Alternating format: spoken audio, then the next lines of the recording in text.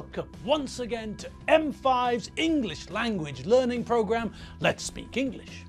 I'm Gav Duncan and I'm here on your TV screen to help you learn English. Now, are you sitting comfortably? Yes? Good. And are you ready for today's lesson? Yes? Good. Okay, well let's learn English together.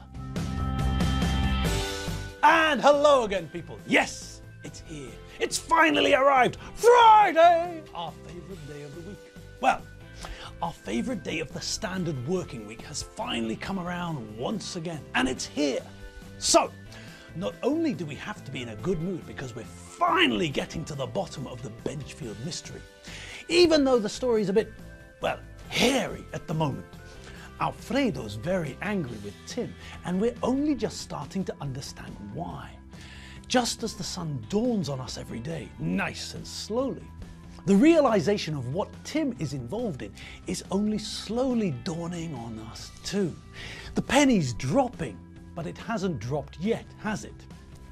Now, apart from that reason for us being in a good mood, there are two other reasons today. Two more reasons to make sure that we're in a good mood. The first reason, of course, is the fact that today is our favourite day. It's Friday. Hurrah! What do you say to that, Prince Regent? Hurrah! Hurrah! Hurrah!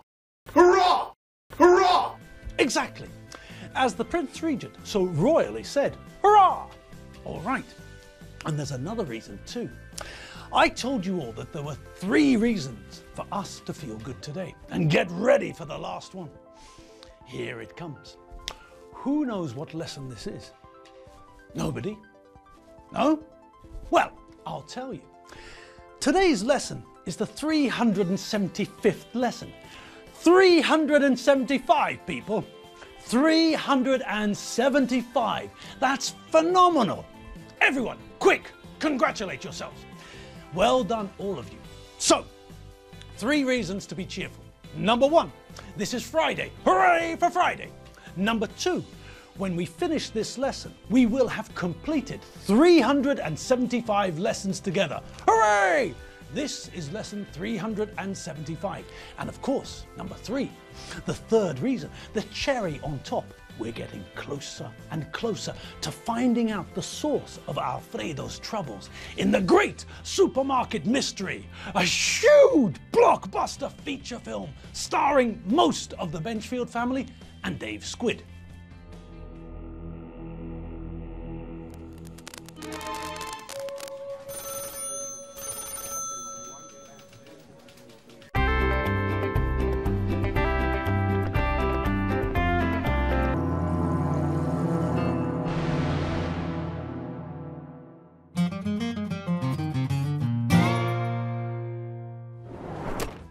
For a start, we know that the Benchfields are in the supermarket, don't we? Well, most of them are there, but Mary's not there. She's at her parents' house. So, that means that Alfredo and the kids are in the supermarket. What else do we know? Well, we know that there was a strange meeting between Tim Benchfield and a boy called Eddie Finn. According to Tim, Eddie Finn is a mate, but Lizzie knows more about Eddie than Tim. For example, Lizzie knows that Eddie was expelled from school. The school kicked him out. They told him to go home and never come back. They phoned his parents and told them to find him another school. Eddie Finn isn't welcome at his old school anymore. Tim didn't know that. When Lizzie told Tim to come back inside the supermarket, he went with her, but Eddie said something to him as he was leaving. Eddie told him, "Don't forget." Lizzie didn't understand what Eddie meant, but Tim wouldn't tell her. Tim told her to shut up.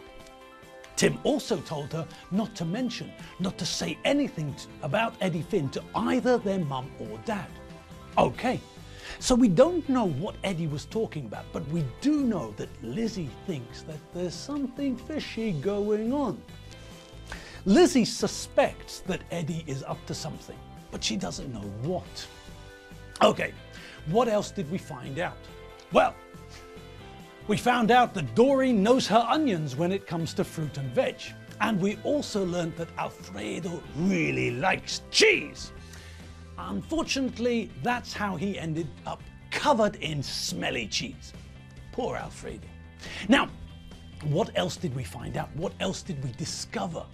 Well, finally, the kids and Alfredo met up again. Tim, Lizzie, Doreen and John walked into the cheese section shortly after Alfredo's cheese accident. Alfredo was angry and felt stupid and smelly, and he wanted to go home immediately. But Doreen and John pointed out that it was a better idea to finish the shopping and then go home. Doreen and John had almost finished the shopping, and if they went home without the shopping, then the whole afternoon would be a waste of time. Alfredo saw the logic of what they were saying. They persuaded him that finishing the shopping was a good idea. They convinced him to go to the checkouts and pay for the food. When they were all standing at the checkouts, something strange happened, didn't it? Yes, 1 minute they were all there, and the next minute Tim was missing. He vanished into thin air. Lizzie thought that there was something fishy about this too, but Alfredo told her that her imagination was running away with her. Alfredo thinks that Lizzie watches too many spy films, and as a result, she sees spies, mysteries and things like that where there's nothing suspicious at all. In Alfredo's opinion, Lizzie sees things which aren't there. But even if Alfredo thinks that Lizzie's imagination is very vivid, he thinks that his daughter's got a very vivid imagination. When everything was over and the dust had settled, we found out that Lizzie was right and Alfredo was wrong, didn't we? Alfredo thought that Tim was just trying, as usual, to get out of helping with the shopping. Tim had a fit, dancing and flopping about on the floor in the canned food section. He made such a lot of noise that all of the family and most of the supermarket wondered what was going on, and lots of people went to see what the noise was all about. Most people, but not everyone. Lizzie, for example, went in the opposite direction. Now, after Tim had stopped screaming and dancing about in the cans and tins, Alfredo asked him what was going on.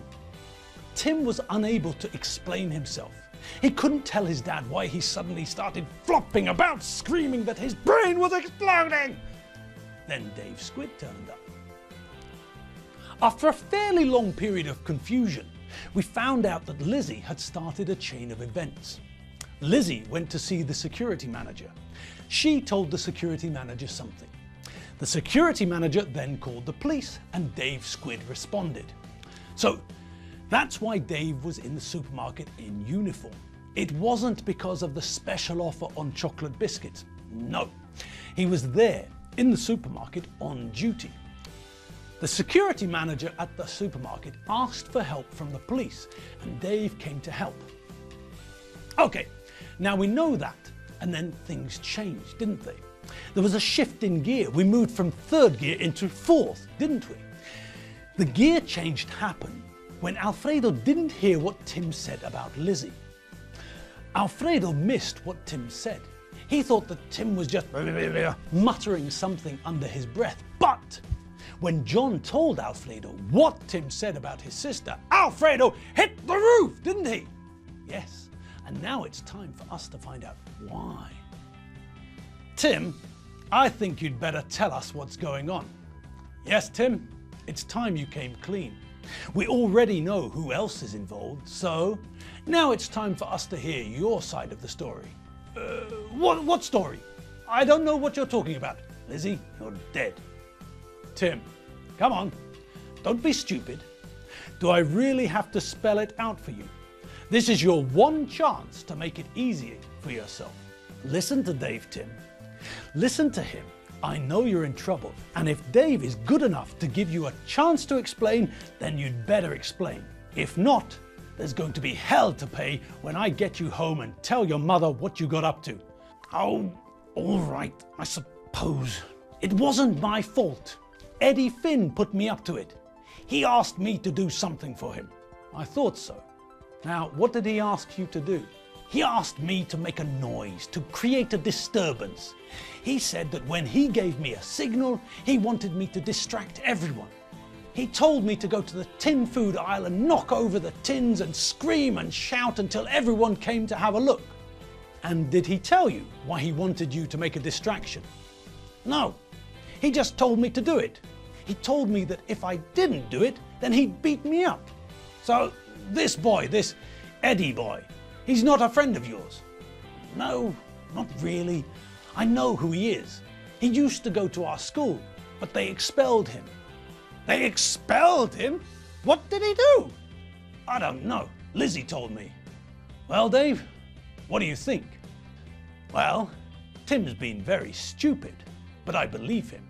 I don't think that he knew what was going on. I'm satisfied that he won't do it again. Tim, are you sure that you didn't know what was going on? Yes, Dad, I swear. Dave, Eddie didn't tell me anything, just to make a load of noise and get everyone away from the checkouts. He didn't say why. Tim, come on now, you're not stupid.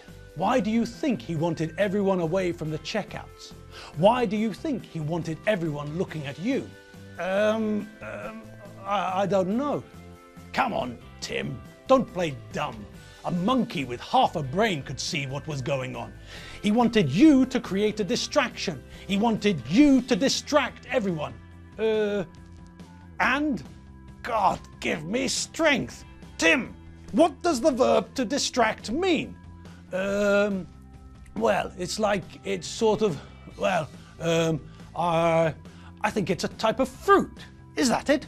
Or is it a colour? Like purple? Is it another word for purple? Good God, give me strength. John, tell your older brother what the verb to distract means. For one thing, Tim doesn't seem to know what a verb is. Tim, for your information, fruits and colours are nouns and adjectives. I was asking you to explain the meaning of a verb. John, tell him. Tim, the verb to distract means to divert attention. If you want someone to look away from where you're doing something, you make a noise somewhere else. Do you get it? What? Like in that computer game where you could throw a stone to get the guard to go the wrong way? Yes, that's it. In the game, you threw a stone to make the guard move away. The guard went to find out what the noise was, and you could sneak through the door when the guard's back was turned. So that's what distract means. Yes, Tim. And can you think of any reason we're asking about this? Why did, what was his name? Edward. Eddie. Okay, Eddie, but I'm sure he was christened Edward. Anyway, that's not important. Why did Eddie want you to cause a distraction? Why did Eddie want you to distract everyone away from the checkouts? Because he wanted to sneak out? Yes, that's right, Tim. But why would Eddie want to sneak out of the supermarket? Why not just walk out like normal? I don't know. Lizzie, I think you probably know, don't you? Yes, of course. It's obvious. If he was sneaking out, then he must have had something to hide. He's probably sneaking something out at the same time, something he didn't pay for. He's stealing. He's shoplifting. Yes, Lizzie, that's right. Eddie was shoplifting. He wanted Tim to make a load of noise at the right time, so that nobody would see him leave the supermarket with the things that he stole. Blimey, O'Reilly, with vanilla sauce. Well, we're certainly getting to the bottom of things now, aren't we? Yes, it's all becoming clear now. Unfortunately, that's all the time we've got for today's lesson. So, yes, it's time for us to go our separate ways. And we'll only find out the rest of the story on Monday. Still, chins up. Think about all of the positive things that have happened today. For a start, we've now almost completed our 375th lesson. For another thing, we've started to finally get a grip on the Benchfield mystery. And if that wasn't enough, it's Friday, people. Jump into the shower, scrub yourself until you're clean. Then, to make sure that you remain fresh smelling, bung on some deodorant, antiperspirant, something like that. You don't want to smell like a homeless dinosaur's armpit now, do you? Of course you don't. Nobody does. All right, that's all from me and all from us. Have a great weekend. Check out the website if you get a chance, and I'll see you all on Monday. See you later. Bye.